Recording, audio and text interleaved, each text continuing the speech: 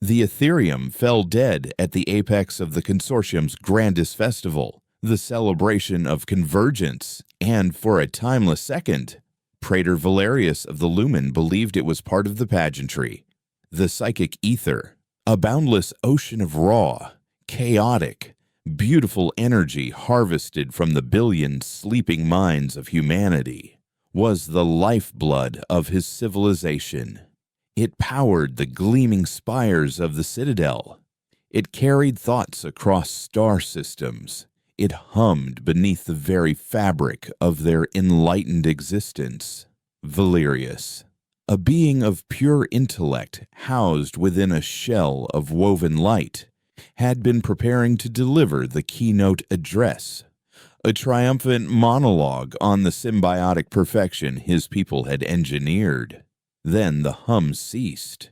It was a silence so absolute, so profound, that it was a physical blow. The crystalline chimes that floated through the Citadel's upper chambers, each one resonating with a different harmonic of the Ethereum, crashed to the marbled floors in a discordant shatter. The soft, internal glow of every lumen in the grand rotunda flickered, their forms wavering like candle flames in a gale. Across the capital world of Axion, thought conduits sputtered and went dark. Levitating transports sank gently to the permacrete. The grand, projected star charts that painted the sky with real-time galactic data dissolved into confused, shimmering pixels before vanishing entirely. It was unthinkable. The Sol Nexus, the gargantuan psychic siphon in orbit around Earth's star, had been the pinnacle of lumen engineering, a flawless apparatus that had functioned without interruption for 5 centuries. Valerius felt a tremor of something alien to his kind, a primitive spike of cold dread that his ancestors had shed millennia ago. This was not pageantry. This was catastrophic failure.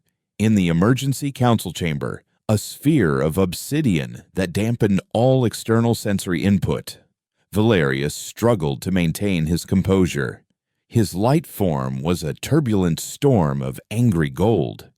It's a cascade failure within the primary siphon, he projected, his thought voice sharp with authority. The human primitives have likely damaged a terrestrial relay with one of their crude orbital experiments. It is a technical matter, nothing more. We will re-establish the tap and discipline them accordingly.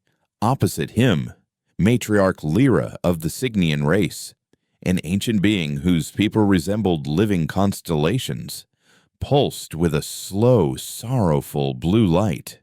Her species remembered the ages before the Ethereum, a time of slow ships and silent minds. You are a fool, Praetor. Her thoughts echoed, not with malice, but with weary resignation. You see them as cattle in a field, and so you cannot comprehend the notion that they might one day tear down the fence. You called this symbiosis. I have always called it slavery. Valerius flared brighter. Slavery. We gave them purpose. Their chaotic, violent subconscious minds were a waste product, an evolutionary dead end. We elevated them. We gave their meaningless dreams a function, using them to power a civilization that protects them, that allows them their petty squabbles on their muddy little world. They owe us this tribute. Lyra's star points swirled. We took their souls to light our lamps, Valerius. We never once asked. For centuries, I have warned this council that to build one's house upon the soul of another is to build upon a fault line. That fault has just broken. The Praetor dismissed her with a wave of photonic energy. Dispatch a probe to the Sol Nexus. Full diagnostic. I want the Ethereum flowing within the cycle. And send a message to the human governance. I want their immediate, unconditional surrender for this act of sabotage, but the message could not be sent. The Ethereum was the message medium. For the first time in centuries, the consortium was deaf and dumb. Its glittering empire suddenly reduced to isolated points of light in an overwhelming darkness, thousands of light years away, in the gritty, functional confines of Relay Station Epsilon 9. Kalen felt the dreamfall as a physical amputation. He was a weaver, one of the rare humans born with the innate ability to consciously navigate the turbulent currents of the Ethereum, to feel the collective unconscious of his species as a symphony of a billion souls. For his entire life, that symphony had been the background radiation of his existence, a constant, thrumming presence of joy, terror, love, and madness. He'd learned to surf the psychic tsunamis of global nightmares and bask in the gentle tides of shared hopes. It was home. And now, it was gone. The abrupt silence was so total it buckled his knees. He gasped, clutching his head as a phantom limb ache racked his psyche. It was not merely quiet, it was a void, a sterile vacuum where a universe of thought had once churned. He felt terrifyingly, beautifully alone. A single encrypted light blinked on a physical console beside his weaver's cradle, a piece of ancient, obsolete technology they had maintained for this exact moment. He stumbled toward it, his hands shaking, and activated the message. It was a simple text file, sent from a deep-core command bunker in Greenland seconds before the collapse. The sender was General Eva Rostova. The message contained only 5 words: sever the tap, await the echo. Kalen straightened up, the phantom pain in his mind receding as cold purpose filled the void. He was the janitor of this particular corner of the human soul, stationed in a hollowed-out asteroid disguised as a mining claim. His job for the last decade had been to maintain this relay, to ensure the smooth, uninterrupted flow of humanity's dreams to their overlords. But his real job, the one he had trained for in secret his entire life, was about to begin. He was not a janitor. He was a gatekeeper. The memory that fueled his resolve was sharp and agonizing, a psychic scar that never faded. It was not a grand political slight or a broken treaty that had driven humanity to this precipice. It was the memory of a little girl named Anya. She had been a prodigy, a weaver of such raw, untamed power that her dreams were incandescent novas in the Ethereum. Kalen had been her mentor, tasked with teaching her control. The consortium, however, saw only an unregulated power source, a dangerous anomaly. During a routine psychic audit, Praetor Valerius himself had made an example of her. They hadn't killed her. They had done something far worse. From his relay station, Kalen had been forced to watch, to feel, as they performed what they called a harmonic realignment. They had psychically severed her connection to the Ethereum, not by cutting the cord, but by turning her own boundless imagination inward upon itself, creating an inescapable feedback loop of terror. They had locked her inside her own mind, trapping her in a waking nightmare from which she could never escape. The act was broadcast across a secure channel to every weaver as a demonstration of the consortium's absolute control. It was meant as a warning. It became a catalyst. The day they broke Anya, they forged the weapon that would be used against them. General Rostova's message had been clear. Humanity was done talking, done negotiating, done hoping for benevolence from a master who only saw them as a resource. "We are not your batteries." The silent scream echoed across the void. "We are not your fuel." and we are not your slaves." A proximity alert blared through the station, its harsh, physical noise a vulgar intrusion into the new silence. Kalen switched the external view screen to the optical telescope. A single consortium probe, a sleek, silver teardrop, was accelerating toward Epsilon 9. So soon.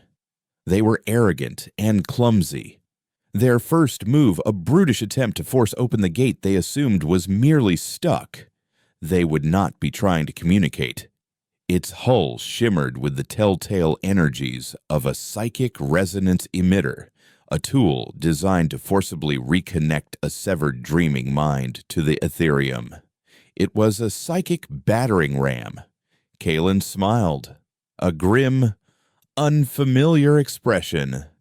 They thought the dream space was empty, a silent, dark room waiting for them to flip the switch. They were about to learn that humanity hadn't just turned off the lights. They had filled the darkness with monsters. He settled back into his weaver's cradle, the neural interfaces clicking into place at the base of his skull. He closed his eyes, not to sleep, but to hunt. He reached out with his mind, not into the lost ocean of the Ethereum, but into the space around his station, the new, silent territory that was now his alone to command. He felt the probe's psychic emitter begin to pulse, a clumsily demanding knock at a door that would never open again. Kalen took the memory of Anya, the psychic shriek of her shattered mind, the cold, arrogant satisfaction of the Lumen technicians, the endless, looping terror they had crafted for her, and he weaponized it. He didn't block the probe signal. He answered it. He funneled the pure, distilled essence of that horror, magnified 1,000 times, directly into the probe's psychic sensors. He gave it a glimpse of the hell they had created for one little girl. The probe's silver hull convulsed. Its energy signature spiked erratically, flashing through a dozen panicked frequencies. On the view screen, Kalen watched as the vessel's internal systems overloaded, its structure compromised by an energy feedback it was never designed to contain. It flew apart in a silent, brilliant flash of light, a single, lonely firework in the vast, waiting dark. Kalen opened his eyes. The silence remained, but it was no longer empty. It was his. This was not a retreat. It was the fortification of a new frontier, a war of the mind fought in the quiet places no one else could see. The first shot had been fired, and the consortium had no idea they were even on the battlefield. The last sensory impression from the pacification probe was not data. It was an agony so pure and absolute that it shattered the axioms of Lumen logic. In the emergency council chamber, the final microsecond of the probe's existence was projected onto the obsidian walls. It was not a visual feed, but a direct psychic imprint, a raw translation of the probe's final state. The chamber did not see an explosion. It felt a mind being torn apart by an impossible, self-devouring terror. The complex matrices of the probe's AI, a consciousness woven from pure mathematics, had been flooded with a recursive, paradoxical horror that it could not compute or contain.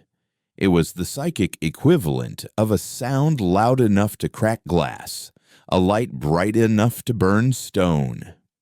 For a moment, even the lumen in the chamber felt the ghost of that feeling, a chilling whisper of unreason that made their light forms flicker and dim. Praetor Valerius was the first to recover, his golden form solidifying through sheer force of will, a psychic feedback weapon. He projected, his thought voice strained, betraying a crack in his perfect composure. Sophisticated, they have weaponized their own chaotic mental refuse. It is a disgusting, primitive tactic, but ultimately, it is still just a barricade. Matriarch Lyra's constellation of stars swirled with a deep, mournful violet. You are still not listening. Praetor, a barricade is a static defense. This was a retort, a response. The probe did not crash into a wall. It was answered. It knocked on a door, and a nightmare opened it from the other side. Valerius turned his full attention on her, his light flaring with indignant heat. Your sentimentality for these creatures has clouded your judgment. Matriarch, they have thrown a stone at the citadel. Now they will learn what happens when the citadel throws back a mountain. He made a gesture, and a star chart materialized in the center of the chamber, showing the Sol system. Now a dark, silent island in their glowing empire. 3 fleets, designated as pacification wings, were highlighted nearby. I have ordered the 3rd, 7th, and 9th pacification wings to converge on the human system. Their mandate is simple: bypass their crude defenses, re-establish the Sol Nexus by force, and decimate their primary orbital infrastructure as a lesson in compliance. We will not negotiate. We will not parley. We will simply turn the Ethereum back on, and the children will learn to behave. Lyra pulsed once, a slow, funereal beat. You tried to siphon an ocean through a straw. Praetor, now you have broken the dam, and you are angry that you are drowning. You send fleets to punish the water for flowing where it will. Valerius ignored her. He was already transmitting the orders. His mind focused on logistics, on the application of overwhelming force to solve a problem he refused to see as anything more than an infestation. But for the first time, a sliver of doubt, cold and sharp, pierced his certainty. The probe's death scream echoed in the silent corners of his mind, a perfectly irrational note in the symphony of his logic, and it would not fade. Back at Epsilon 9, Kalen felt the psychic reverberations of the probe's destruction fade, leaving a greasy, bitter residue in his mind. The act of channeling Anya's trauma had been necessary, but it had left him feeling hollowed out, stained by the very horror he had wielded. He was no soldier. He was a scholar of the mind, a cartographer of dreams, and he had just turned the most sacred and terrible parts of his art into a weapon of absolute annihilation. There was no victory in it, only a grim, soul-crushing necessity. He pushed the feeling down, compartmentalizing it as he had been trained to do. General Rostova's orders were clear. Await the echo. The probe had been a simple test. A knock on the door. The fleets Valerius was undoubtedly dispatching would be the battering ram. He couldn't fight them with the same trick. They would be shielded, prepared for another psychic spike. The echo was not a single, sharp blast of emotion. It was something far more complex, something the Consortium couldn't even conceive of as a weapon. For centuries, the Lumen had seen the human subconscious as a source of raw power, a chaotic but predictable current. They tapped the great, primal rivers of emotion, fear, love, rage, desire, but they ignored the tributaries, the strange, meandering streams of cognitive dissonance, of paradox, of self-aware irony, and abstract creativity. They saw the engine but had no concept of the ghost in the machine. Kalen began his work. Epsilon 9 was more than a relay. It was a tuning fork. He rerouted the station's core power, not to broadcast, but to listen. He reached out into the silence, the vast, pristine emptiness of the human psychic void, and began to gather the threads. He pulled on the concept of a song that is beautiful because it is sad. He harvested the illogical, fierce loyalty a person can feel for a flawed and failing sports team. He tapped into the strange, universal humor of seeing a proud man slip on a banana peel. He gathered the paradox of a soldier dying for peace, the cognitive leap of faith required to believe in something unseen, the sheer, stubborn human ability to hold two completely contradictory beliefs at the same time and function perfectly well. He was not gathering emotions. He was gathering the architecture of the human mind. He was building a key for a lock that the Lumen did not even know they had. A psychic virus built of pure, unadulterated paradox. The fleets would come expecting a scream, a wall of psychic fire. Kalen was preparing to whisper a joke they couldn't understand, a riddle that would unravel their minds from the inside out. In the Greenland Deep Core Command Hub, the air was cold, sterile, and alive with the quiet hum of quantum processors. General Eva Rostova stood before a holographic display showing the entire network of Weaver-class operatives, a constellation of hidden lights scattered across the galaxy. Kalen's icon at Epsilon 9 flashed once, confirming the destruction of the probe. Rostova allowed herself a single, sharp nod of satisfaction before her expression returned to one of granite resolve. She was a woman carved from the Siberian winter, her face a mask of discipline that concealed a mind that had been planning this moment, this great silence, for 30 years. It had started after the consortium's harmonic realignment of Anya, the incident that had transformed their quiet resentment into a cold, focused rage. Rostova had recognized immediately that they could never win a conventional war against the consortium. Their ships were faster, their energy weapons more powerful, their empire too vast. But their strength was also their greatest weakness, their complete and total reliance on the Ethereum. They had outsourced their energy, their communications, their very consciousness, to a species they held in contempt. It was the most profound strategic blunder in galactic history. "They built their palace on our backs," she murmured to herself, a phrase that had become her mantra. "Now we stand up." An aide, a young, tense lieutenant named Jax, approached her side. "Ma'am, our long-range sensors confirm the mobilization. 3 consortium fleets converging on Sol. Estimated arrival is 72 hours. Rostova looked at the angry red icons moving across the star chart. "Their response is as arrogant and predictable as we anticipated. They believe they are coming to restore order."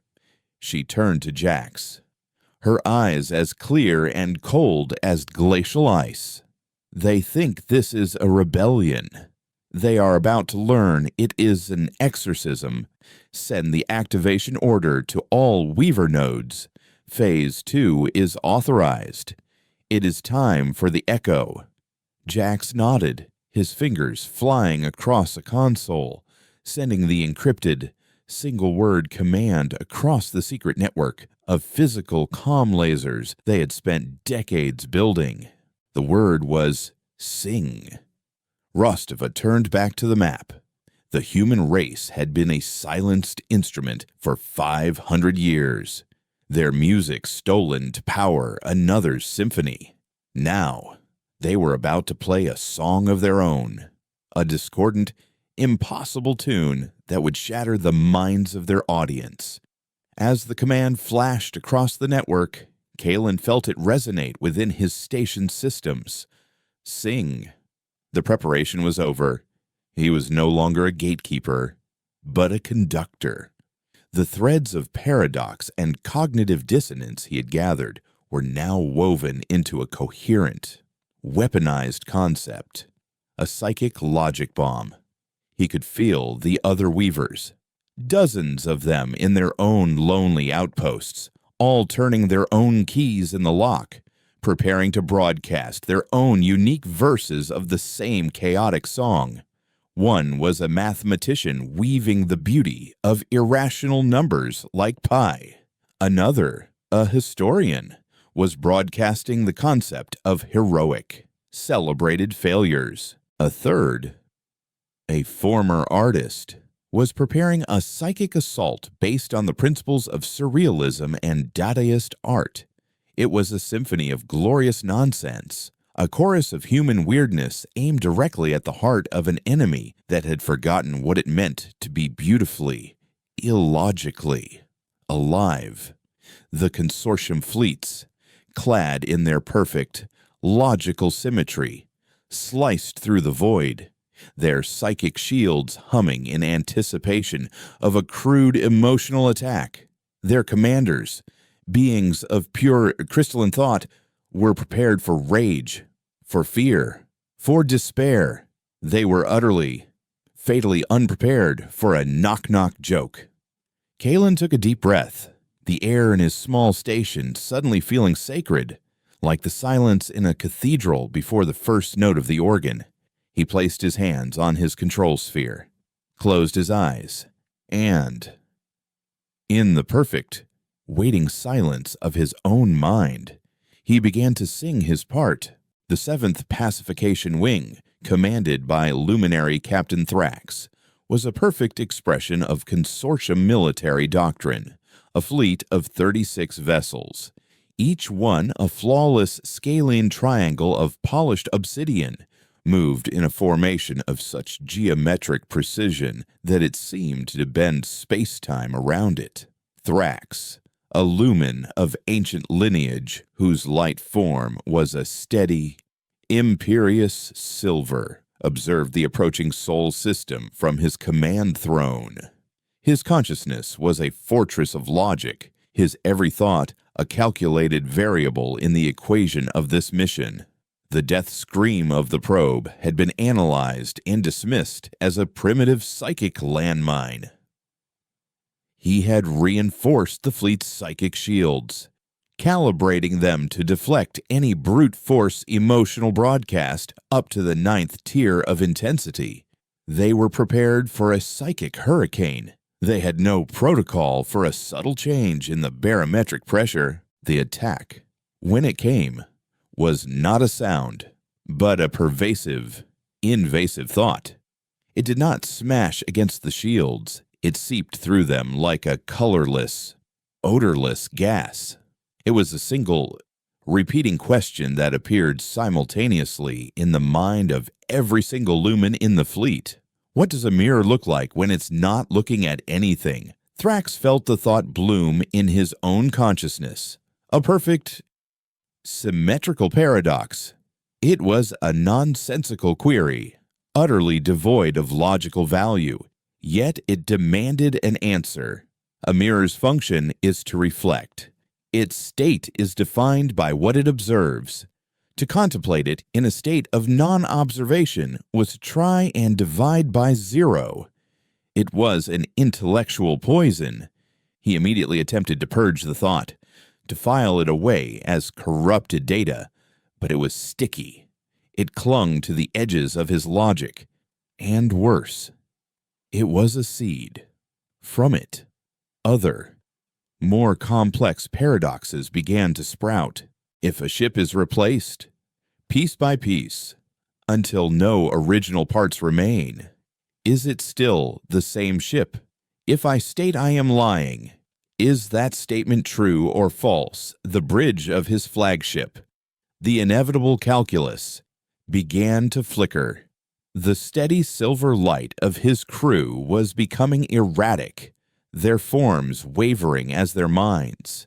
The very engines of their existence became ensnared in these recursive, unsolvable riddles. Their perfect, mathematical consciousness was being savaged by the beautiful, untidy chaos of human philosophy. From his lonely asteroid, Kalen felt the fleet's psychic shields tremble and then, impossibly, begin to resonate with his broadcast. He was not pushing against them. He was teaching them a new song. He was feeding the paradox directly into their defensive systems, and the shields, designed to deflect focused emotional energy, were attempting to calculate the threat. They were trying to find a logical answer to an illogical question. The effort was causing a feedback loop. He deepened the transmission, adding new layers to the psychic assault. He broadcast the fierce, irrational pride of a human parent watching their child fail but try their best. He sent the bittersweet ache of nostalgia for a memory that was likely false. He introduced the complex, self-aware concept of schadenfreude, the pleasure derived from another's misfortune. Each concept was a new line of impossible code injected into the Lumen's rigid operating system. He could feel their confusion turning to distress, their distress curdling into a new, unfamiliar sensation panic. On the bridge of the inevitable calculus, a junior officer's light form dissolved into a shower of frantic, terrified sparks before extinguishing completely. His mind, unable to reconcile the paradoxes, had simply crashed.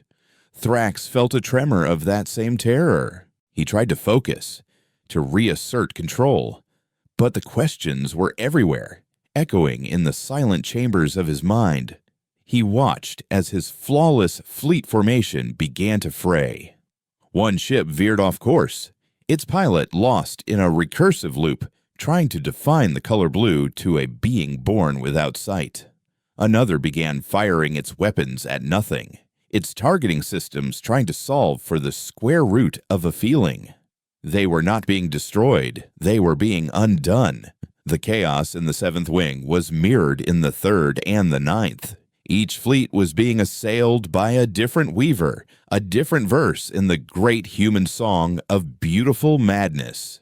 The 3rd Wing, approaching the orbit of Mars, was being dismantled by a broadcast of pure, weaponized art. Abstract shapes that defied Euclidean geometry filled their minds. Colors that evoked emotions for which they had no names. Symphonies with notes that existed only in the silences between other notes. Their logical minds, which saw the universe as a series of predictable, interlocking systems, were being shattered by the revelation that the universe could also be whimsical, absurd, and beautiful in its defiance of sense. The 9th Wing, near Jupiter's radiation belts, was being undone by history. The weaver there, an old man named Elias, who had spent his life curating the stories of humanity, was broadcasting the great, heroic contradictions of his species. He sent them the tale of a pacifist who went to war to end all wars. He showed them the scientist who poisoned a generation with his invention and then spent his life trying to cure the disease it caused. He flooded their minds with the endless, messy, glorious hypocrisy of a species that could dream of angels while building better bombs for a race like the Lumen, whose history was a straight, unerring line of logical progression. The chaotic, cyclical, self-contradictory nature of human history was a mind-breaking revelation. It implied that progress was not inevitable, that intelligence was not a guarantee of wisdom, and that a species could be both magnificent and monstrous at the same time. In Greenland, General Rostova watched the 3 red icons representing the consortium fleets turn from a steady, angry red to a blinking, chaotic yellow. Data streams, captured by deep space sensors, showed ships drifting aimlessly, some spinning in place, others simply powering down as their Lumen crews suffered catastrophic cognitive failure. There was no fighting, no explosions, just a slow, quiet, and complete mental collapse. Lieutenant Jack stood beside her, his face a mixture of awe and terror. "My God," he whispered, "it's working." Rostova's expression remained unchanged, but a single, crystalline tear traced a path down her weathered cheek. She was not crying for their victory, but for the cost of it.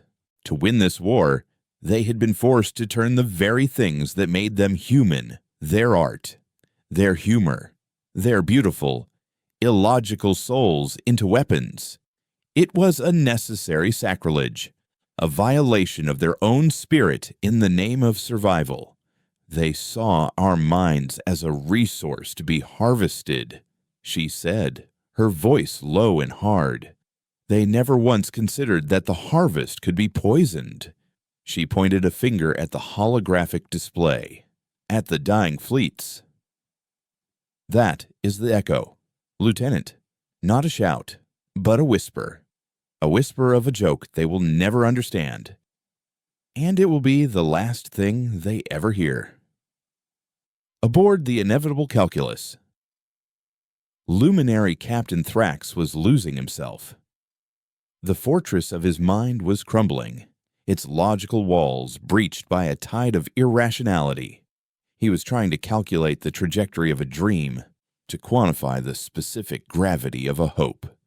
The paradoxes had wormed their way into his core programming. He looked out at the silent, star-dusted void, and for the first time, he did not see a predictable pattern of orbital mechanics and gravitational constants.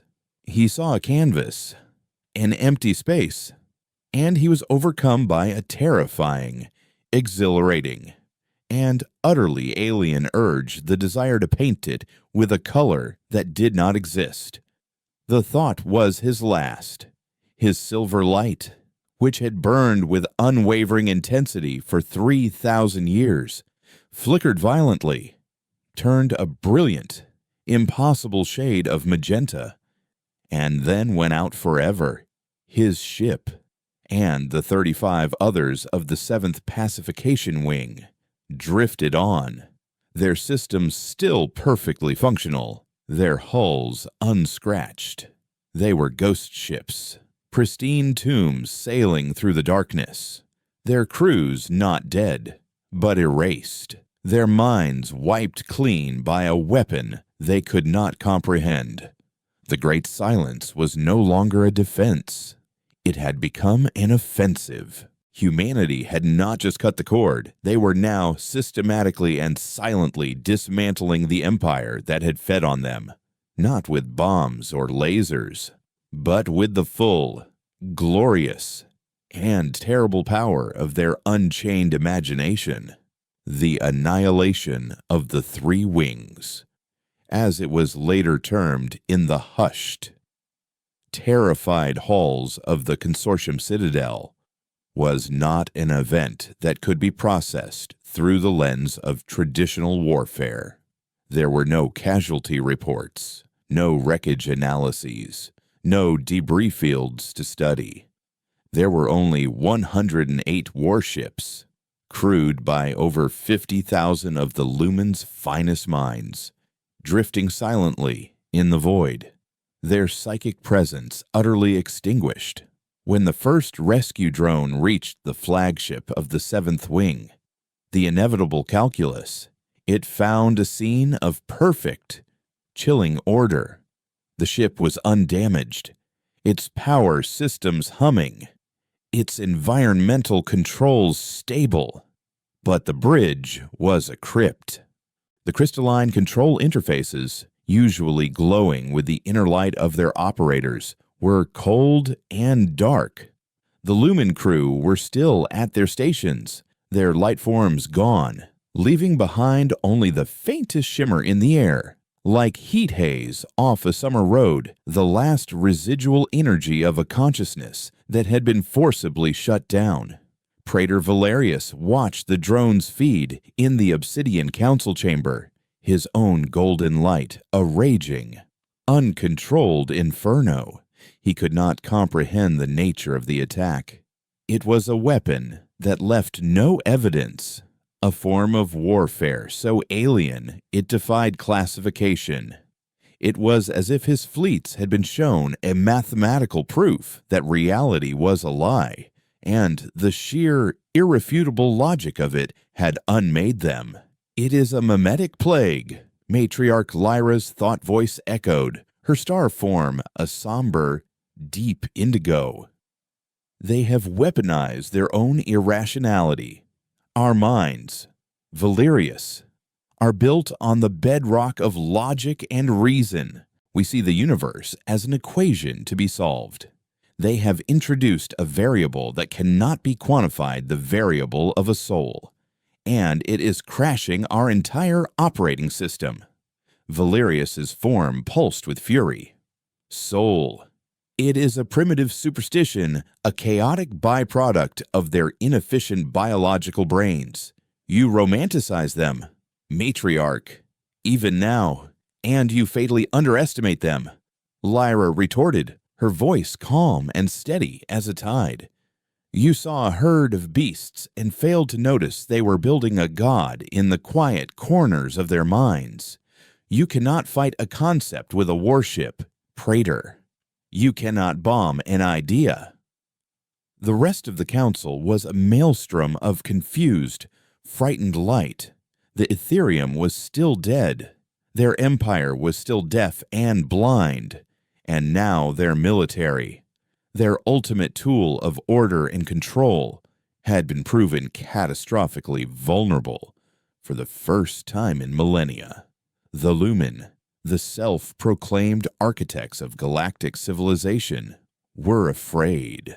Valerius, cornered by a reality he could no longer deny, made a decision born not of logic, but of pure, vengeful desperation. He activated a direct, hard-line comm to the Soul Nexus, the gargantuan psychic siphon still orbiting Earth's sun. The Ethereum tap was a two-way street. It was designed to draw energy out, but its systems could be reversed.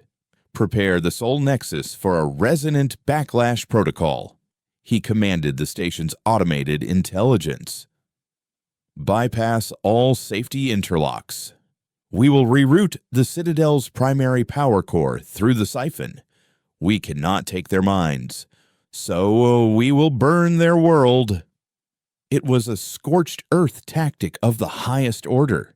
He intended to use the psychic siphon as a massive energy cannon, pouring enough raw power into Earth's magnetosphere to boil the oceans and scour the surface clean. If he could not have their dreams, no one would. In the Greenland bunker, General Rostova saw the energy spike at the Soul Nexus almost instantly. The readings were off the charts, a surge of power so immense it could only mean one thing. "He's going to blow the planet," she stated, her voice devoid of any inflection. She had anticipated this, the final, petulant rage of a tyrant who would rather break his favorite toy than let anyone else play with it. "He thinks he's cauterizing a wound.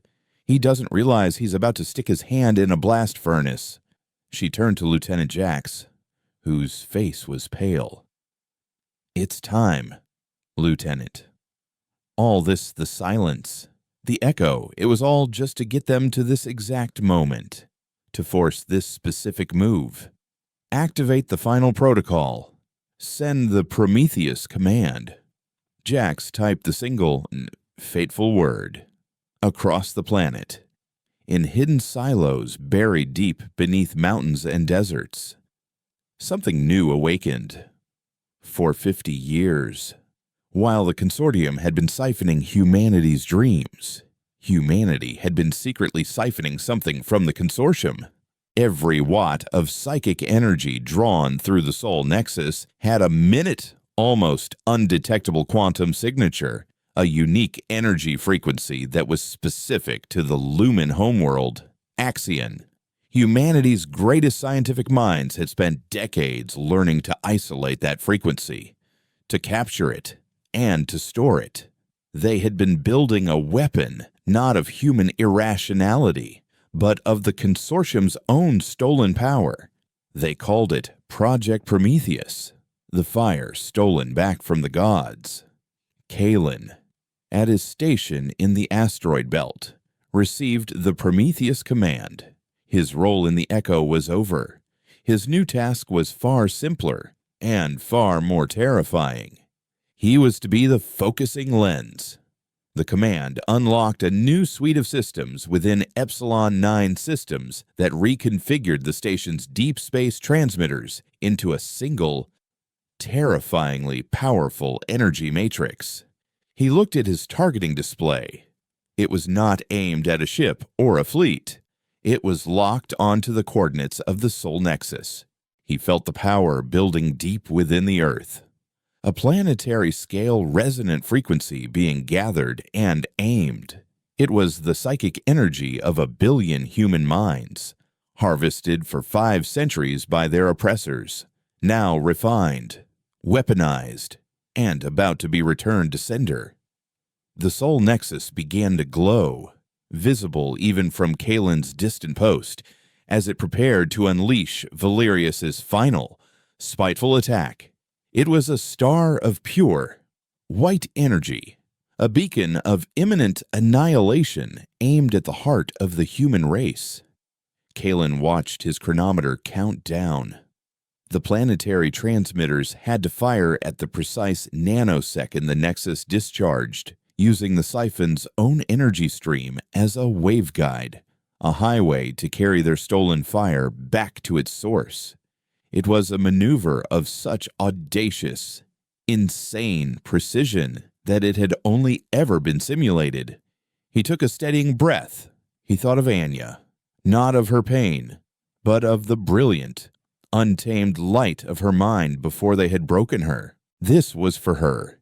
This was for the billion silent dreamers.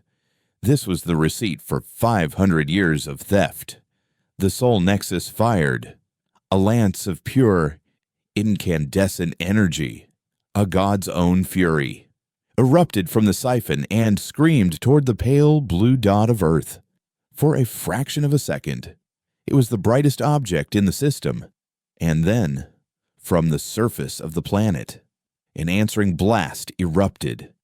It was not a beam of light, but a wave of pure, conceptual energy, the focused, weaponized psychic signature of the Lumen themselves.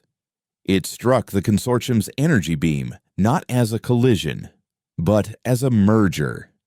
The two energies, one raw power, the other a perfect resonant frequency, combined.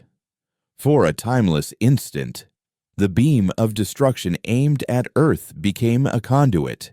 Kalen slammed his hand down on the activation panel, and Epsilon 9, along with every other Weaver station in the network, fired its own focusing beam into the merged energy stream. Their job was to keep the channel stable, to hold open the door that Project Prometheus had just kicked down. The raw power of the Citadel, intended to destroy Earth, was now being funneled through a waveguide made of its own energy, shaped by the stolen psychic signature of its masters, and aimed directly back at its origin point across the galaxy. It was a perfect, elegant, and terrible act of cosmic judo. In the council chamber on Axion, Praetor Valerius felt the shift an instant before it happened, a sudden, impossible resonance in the Citadel's power core, a warning klaxon that had not sounded in 10,000 years. He looked at the star chart just as a line of impossible speed and energy drew itself from the Sol system directly to their own. He had thrown a spear at a ghost, and the ghost had caught it and thrown it back. The last thing Valerius saw was a blinding, golden light, the same color as his own, filling the chamber as the stolen fire of his own civilization came home to roost. The great silence was over. The reckoning had begun. The Prometheus wave was not a blast of energy that destroyed. It was a harmonic that unraveled. It did not travel through the void seeking a target. It simply returned home along the psychic thread that had been spinning for 500 years. A thread the Lumen themselves had so arrogantly attached. On Axion, in the Obsidian Council Chamber, Praetor Valerius did not have time to register the concept of his own demise. He experienced something far more terrifying, a total and instantaneous subtraction. One moment, his consciousness was a majestic, golden sun, interconnected with a billion other suns in a glorious, telepathic empire, perceiving the universe through a trillion senses at once. The next, the universe was gone. The golden light of his form did not explode. It imploded, collapsing inward with the psychic equivalent of a dying star's final gravitational heave. He was left as a pinprick of awareness, a single terrified ember trapped inside a vessel of cooling light. The infinite ocean of shared thought, the very medium of his existence, had evaporated in a nanosecond, leaving him stranded on the desolate shore of his own singular mind. He tried to scream, but a scream is a projection, an externalization of internal state, and he had no external to project to. The thought, the raw, primal terror, simply ricocheted off the inside of his own consciousness, a perfect and inescapable echo chamber. He could feel, with a horrifying Hanu intimacy, the physical shell that housed him, the woven light and solidified energy that he had never before considered separate from his mind. It was now a cage. He tried to reach out to the other council members who stood frozen around the obsidian table like statues of extinguished stars. He could see their faint, shimmering outlines, but their psychic presence, which should have been as obvious as a mountain range, was gone. There was nothing, not static, not death, just a profound and absolute null space where a civilization had once existed. Outside the citadel, the same silent cataclysm had unfolded, the city that ran on thought-seized, levitating spires, held aloft by the collective will of their inhabitants, lost their coherence and sank slowly, gracefully, into the crystalline plazas below, their descent as silent as falling snow. The great light bridges that crisscrossed the city's chasms dissolved into harmless, glittering dust. A billion beings of pure intellect, a species that had conquered galaxies through the power of a unified mind, were now trapped in solitary confinement, each one a god locked in a sensory deprivation tank of their own making, a drone, sent by a long-forgotten automated system, drifted through the silent capital, its optical sensors recording a scene of eerie, majestic stillness. It was a perfect city, unblemished and undamaged, but its soul had been scooped out, leaving behind a beautiful, empty shell. The Lumen had not been killed.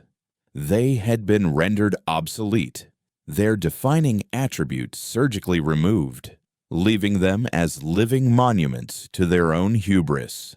In the Greenland Deep Core Command Hub, the array of sensors monitoring Axion did not show an explosion. They simply went dark. The brilliant, complex energy signature that had been the heart of the Consortium Empire vanished from the galactic map as if a celestial cartographer had erased it with a single, indifferent stroke. Lieutenant Jax, his face illuminated by the stark void on the screen, could only manage a choked whisper. Target signature is gone. Confirmed. Total psychic negation. The words felt small and foolish, military jargon attempting to label an event that bordered on the metaphysical. General Eva Rostova did not spare the screen a glance. Her gaze was fixed on a small, worn photograph she kept on her console. It was of a young girl with impossibly dark eyes, a child whose mind had been a supernova of potential before the lumen had turned it into a prison. "The ledger is balanced, Anya," Rostova murmured, her voice a low current of sound in the stunned silence of the bunker. There was no victory in her tone, no triumphant flourish. There was only the immense, soul-crushing gravity of a 30-year-old promise finally kept. The war, her war, was over. The single burning purpose that had consumed her adult life had been fulfilled, and in its absence, she felt a profound and chilling emptiness. She had guided her species through the valley of the shadow of death, and now, standing on the other side, she saw a new, terrifyingly vast landscape stretching before them. "They thought the silence was our shield," she said, her voice regaining its familiar iron edge as she turned to face her command staff. Their faces were a mixture of awe, fear, and dawning comprehension. They never understood it was the sharpening stone. They believed our minds were a resource, a field to be harvested. They learned today that any field, if left to run wild, will eventually grow thorns and poison and teeth. She gestured to the blank space on the map. "That is the consequence of their arrogance. And this," she swept her arm to encompass the humming, "vital bunker, the people within it, the world beyond it, is the consequence of our resolve. The great silence is over. Now, the great work begins. We have to teach ourselves how to speak again, not to an empire that demanded our subjugation, but to each other as equals. And we must teach the galaxy that the territory of a free mind is the most sacred ground of all." Far from the cold certainty of the Greenland bunker, Kalen felt the departure of the Ethereum as a final, cleansing wave. The psychic static that had been the background radiation of his entire life, the faint, greasy residue of 5 centuries of mental occupation, was scoured away, leaving behind a silence that was not empty, but pure. It was the silence of a pristine snowfall, of a desert under a billion stars. He was no longer a weaver, a sentinel standing guard at a psychic gate. The gate was gone, the fence was torn down, and the field was open. He felt an almost vertiginous sense of freedom. He ran a diagnostic on the systems of Epsilon 9, his fingers moving over the controls with practiced ease. He located the files for the Echo, the carefully crafted mimetic weapons, the paradoxes and cognitive poisons that had undone the Lumen fleets. One by one, he dragged the files to the incinerator icon. He watched as the lines of code, the architecture of their beautiful, terrible psychic artillery, were permanently and irrevocably erased. It was a symbolic act, a turning of a sword back into a plowshare. His war was over. His purpose, however, was just beginning. He and the other weavers were the only ones who truly understood the nature of the cage they had just escaped. They were the ones who remembered the texture of the bars. Their new mission would not be to guard humanity's mind, but to nurture it, to ensure that no one, human or otherwise, would ever again try to build an empire on the soul of another. He leaned back in his chair, closing his eyes, and for the first time, he simply listened. He could no longer hear the chaotic, collective roar of a billion captive dreams. Instead, he could sense something far quieter, far more subtle. It was the faint, individual sparks of pure, unadulterated thought beginning to glow in the darkness. An artist in a Buenos Aires studio suddenly conceiving of a color she'd never seen. A mathematician in Kyoto waking from a dream with a solution to an unsolvable theorem sketched in his mind's eye. A child, somewhere in the sleeping suburbs of Chicago, having a glorious, nonsensical nightmare about candy monsters and laughing, unafraid, in her sleep because it was her nightmare, a creation of her own, not a ripple from a distant, shared terror. This was the true sound of freedom, not a triumphant shout, but the quiet, boundless hum of a billion minds beginning to dream for themselves. In the velvet darkness of the Oort cloud, aboard her vessel of living crystal, matriarch Lyra watched the distant star of Axion wink out of psychic existence. Her constellation form swirled with a slow, deep, and ancient melancholy. She felt sorrow, not for the arrogant lumen, but for the loss of what they could have been, for the squandering of their immense intellect on the brutish acquisition of power. They had sought to impose a perfect, logical order upon the universe, and the universe, in the form of a chaotic, storytelling primate, had answered with a joke they couldn't comprehend. The fall of the consortium left a power vacuum that would incite chaos and conflict across 1,000 systems for 1,000 years. But Lyra knew this was also a beginning. The age of silent, top-down empire was over. The age of messy, vibrant, and unpredictable freedom had begun. She focused her senses, not on the dead space where Axion had been, but on the small, unassuming system that had defied a godlike empire. She could feel it, the change in its psychic signature.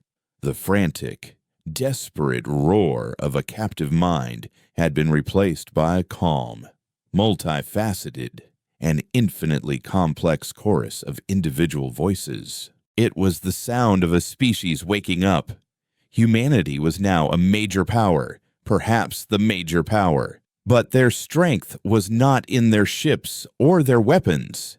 It was in their capacity for beautiful, dangerous, world-breaking ideas.